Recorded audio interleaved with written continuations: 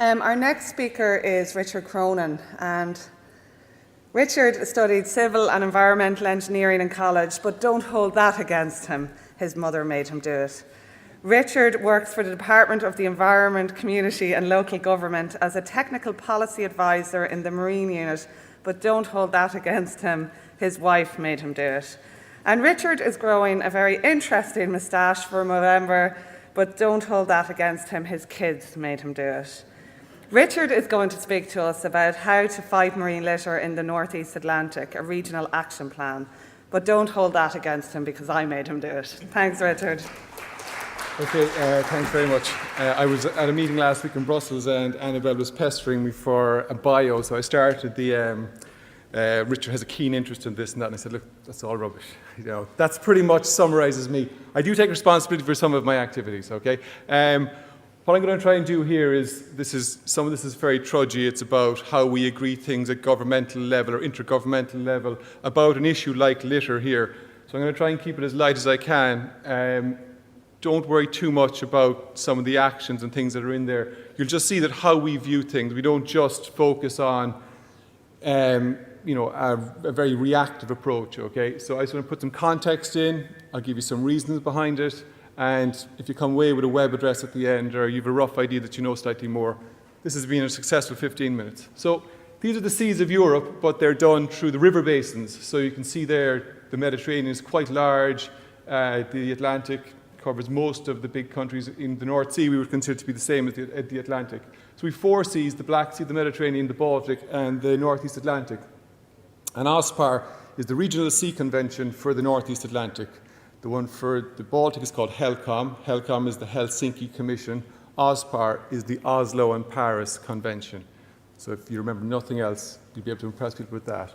And we meet to agree things. There's 15 contracting parties. All the member states from Portugal to Iceland and Norway, covers the Azores to the North Pole, and it includes the European Union.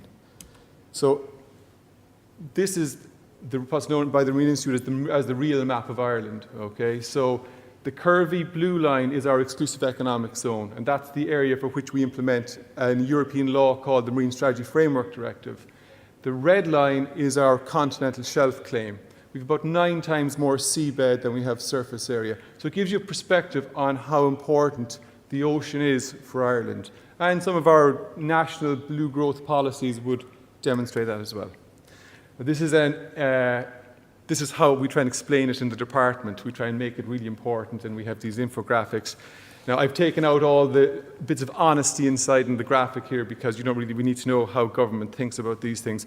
But you can see that it's a process. We start, we have a task, we finish it, and we're off running down the hill. Now, anybody who knows me knows I like to run a lot, so when I present this with my colleagues, it seems to get some traction.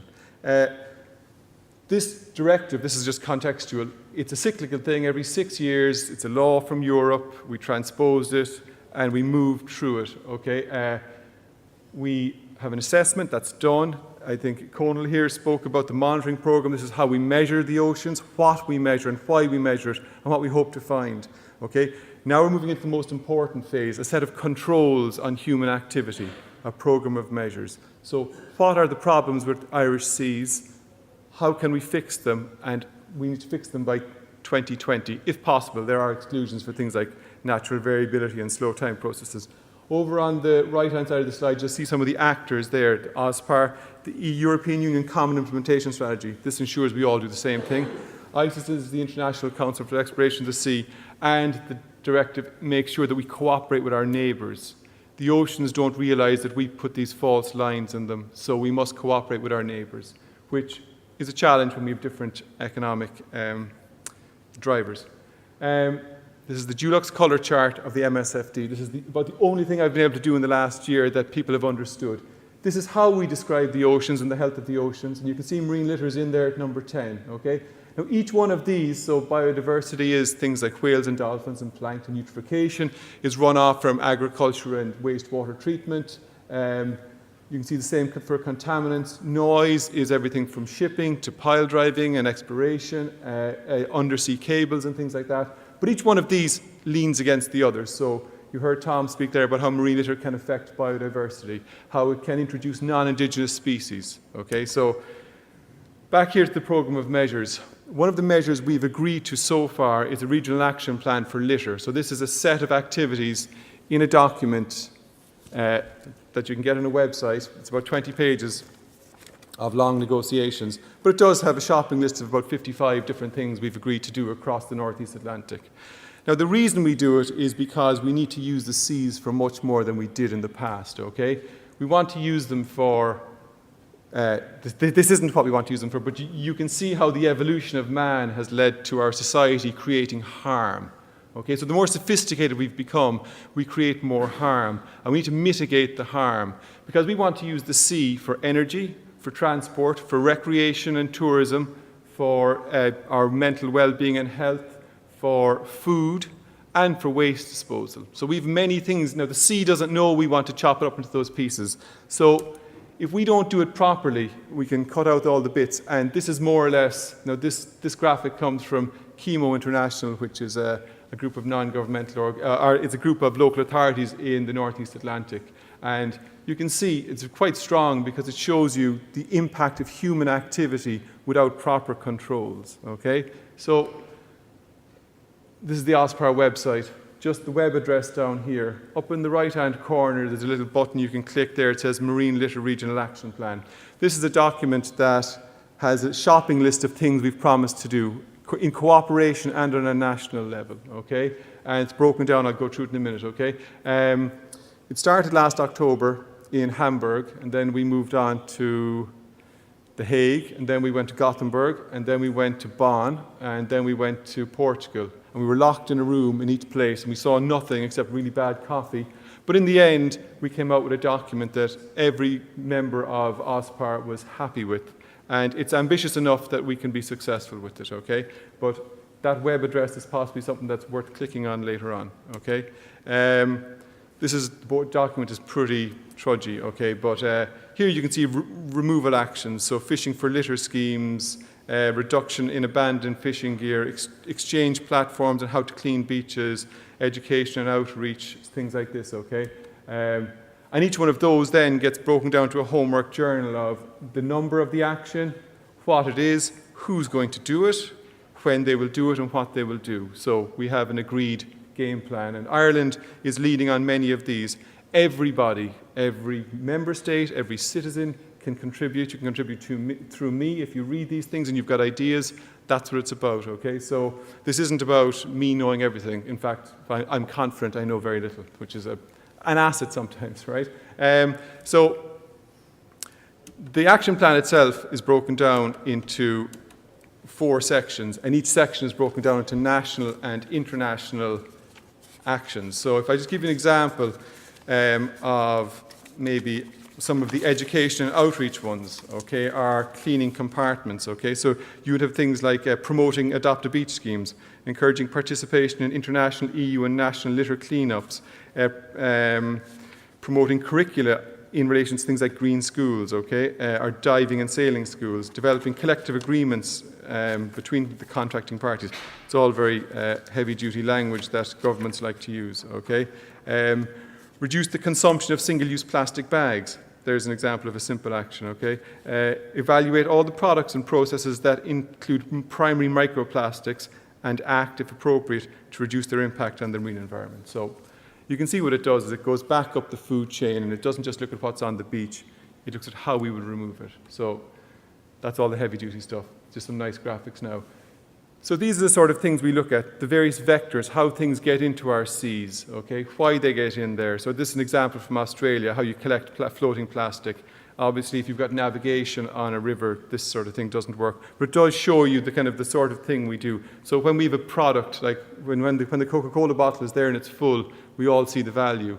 And as we move through to finishing the Coca-Cola, we've no more value left in it. And this is the effect of it here, okay? So this is a very obvious one. Everybody here will be very familiar with this sort of thing. And the sort of questions we need to answer not only are the quantity and composition, but where is it coming from? Who manufactured it? What's it made of? What's its life process? Why is it being thrown away? So is it being thrown away by accident? Is it unintended? we have still an unclear picture on that. When we have a clear picture, the actions will become very concrete on those sorts of things. And we do work, these things don't work in sequence. We have parallel processes going on that you'll hear about later about addressing some of these sources already, okay? Tom spoke about floating litter. One of the big issues for us with this, apart from damage to navigation and recreational craft, is it's a vector, so it's a way for non-indigenous species to enter our waters. So these disrupt our ecosystem, and it's consequently quite bad. Okay, these highly emotive images, you see a lot of these, but you see some animals don't understand the difference between their food and plastic, okay? And this can have impacts on their population, right? Microplastics. So this is the image I got off the internet, and this is the one I got off my son. My son is 6. He's not a great artist, but I came back last year and said, oh, microplastics, microplastics. So he drew this. So the tiny dot, the rest is just messing on the other side. The tiny dot is the microplastics, and he's trying to explain to me how it gets up through the food chain. So you can see that, we're causing harm, and we need to create controls around that. So that's what an action plan does, okay? You have obvious, very negative impacts of entanglement. This is an abandoned fishing gear and whale. I just put this one in because I like it, okay? It is obviously not real, but you can see, obviously, that would be a terrible thing to see if you're of a certain age, okay? So, but you can see, we have a culture that we need to start moving, we need to evolving our society, right? Now, all of this sits in a much larger context. So this is the bit that we got last week. We were over in Brussels last week for, we have a big process for steering these directives. And the European Commission just gave us some of their ideas on how marine litter and a circular economy, so how we can stop throwing stuff away, okay? So they've come up with a 30% target, okay? Now I've cut out all the really boring slides, so if you fall asleep here, this is about the 5th presentation we got on the day, and this is only about a 5th of the presentation, so the really boring slides aren't in this, okay? But pretty much what they want to do is set a target, less litter, okay? Less of the top 10, okay, around European beaches by 2020, okay?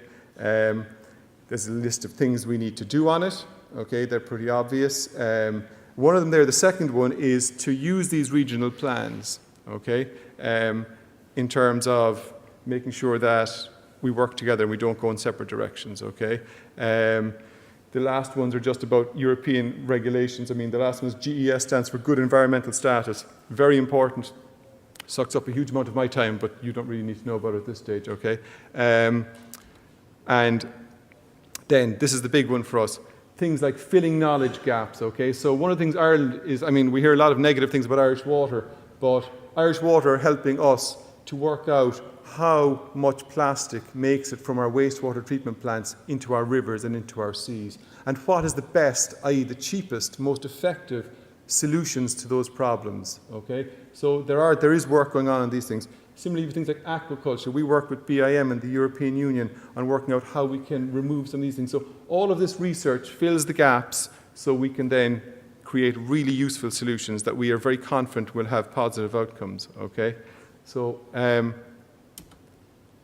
think that's pretty much all I have to say. What I would say to you is this, right? At our level, where we interact on a national and international basis, the work done by the Clean Coast community is one of the shining lights that we hold up in Europe to demonstrate our commitment. Nobody else in Europe, I can say this with confidence, nobody else in Europe has the network that we have, or that you have created in this country. It will, for us in government, form a vital part of our solution.